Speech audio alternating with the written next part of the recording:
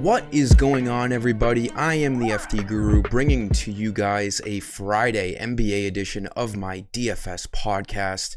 We have 8 games on tonight's main slate. A lot of these teams are coming right off of the All-Star break, so we have no injury news pending, really. The only guy right now is Bradley Beal, and that first game is questionable. We'll get news of him before lock. Terry Rozier is now probable. And then anyone else is either doubtful or probable. So, things can always change. We saw last night Van Vliet had a personal issue and got ruled out like 20 minutes before the game, and we had to quick pivot over to Jordan Poole. It's not likely, but things like that can always happen, especially in the NBA. You never know what kind of fuckery is going to happen close to lock. But we ended up having a good night last night. GPP had the best outcome. It went off for $392, easily cashed, great ROI. And then it got a little dicey between the cash and hybrid teams. They cashed all tournaments easily, but the cash games, a lot of people cashed in, and then a lot of people also didn't in cash games. The money line really fluctuated last night in 50-50s because all of the popular plays did really well. It doesn't happen often, but the NBA is the one sport where you can see cash game money lines be higher than tournament lines. Last night was one of those rare scenarios. But we easily cash in all tournaments. Let's have a great night here tonight. There's plenty of value out there. Give this video a like. Make sure you are subscribed. We have a busy weekend ahead of us. We're going to start it off with an 8-game main slate here tonight on this Friday night, followed by a 3-game NBA after-hours slate too. We crushed the after-hours slate last night on both sites, so let's do that again too. I have a Guru Credit special today only. If you spend $20 at my shop, you get a bonus $10 on top of that. I manually add it, so once I see that you purchased $20 worth, I put on the extra 50 credits myself. Just a little bonus. Get us all set up for the weekend. We got Premier League soccer tomorrow morning. We have UFC tomorrow, and then NBA is back in full swing. So plenty of things to look forward to. Let's dive right into today's video. Make sure you are subscribed, like this video. I do appreciate it. So for the Milwaukee Bucks tonight, they don't have an ideal matchup against the Heat, but Giannis is expected to miss tonight. He is doubtful, so we got to take this advantage of all of this extra usage for the Bucks. They're at home.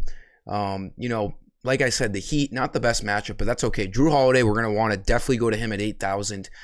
He's more of like a $9,000 player when Giannis is off the court. He sees, a huge boost. He is not priced for Giannis to not be playing. $8,000 is what he's normally priced around like $7,500 to $8,000. So with Giannis, expected to miss tonight, Holiday becomes the number one option on this Bucks team. So we're going to want to go to him at point guard. He needs 40 fantasy points to hit value. Expect him to play a bunch of minutes. I don't expect there to be a blowout here tonight. So these guys should play plenty of minutes here for the Bucks. Then we're going to look at Chris Middleton. This is the first time I've looked at Chris Middleton since he's come back from this injury.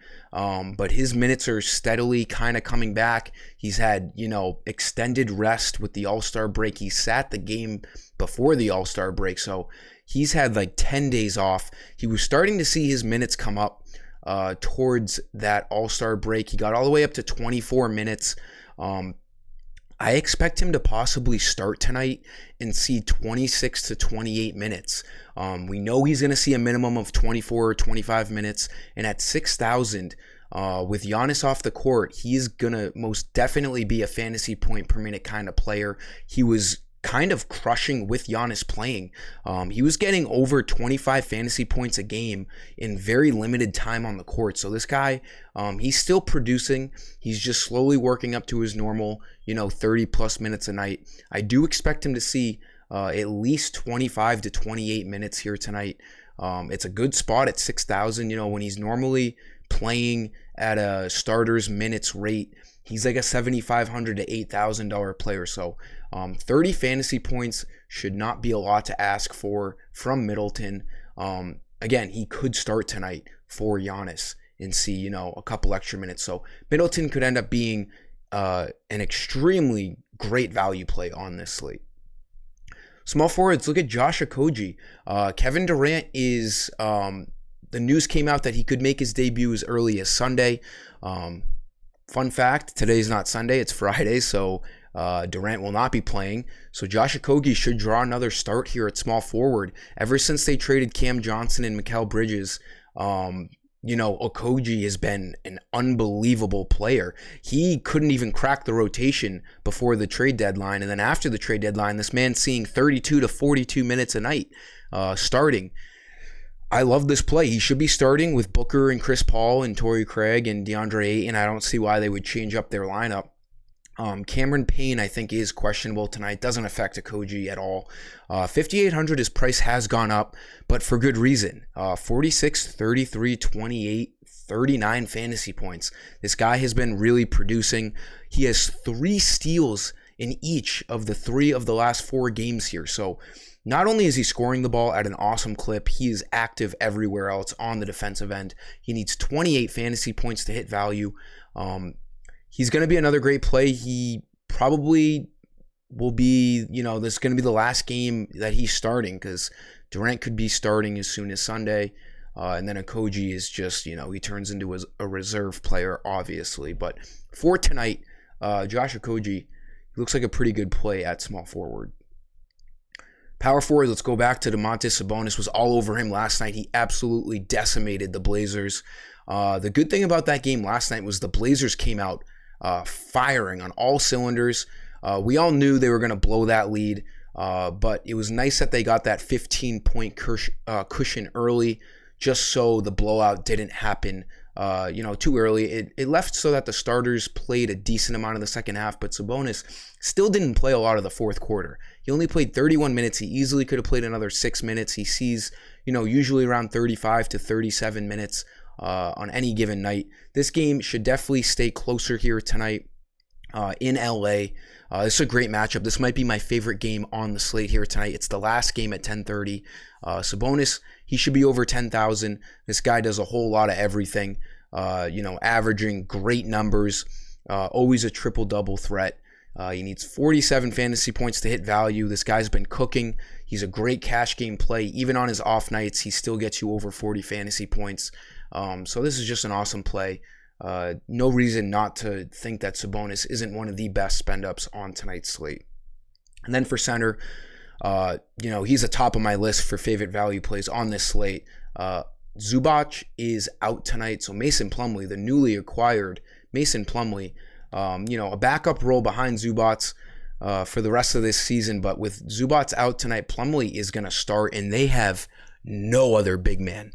They got Robert Covington and Marcus Morris, who are not centers, and someone's got to cover Domantas Sabonis. So is there a possibility that he gets into foul trouble? Yeah, but you don't not pick a guy because you're worried about foul trouble. They're going to need Plumlee to start and be their main center. And we saw when he was on the Hornets seeing 31 minutes a night, he turned into like a $7,000 player. He's a great fantasy point per minute kind of guy.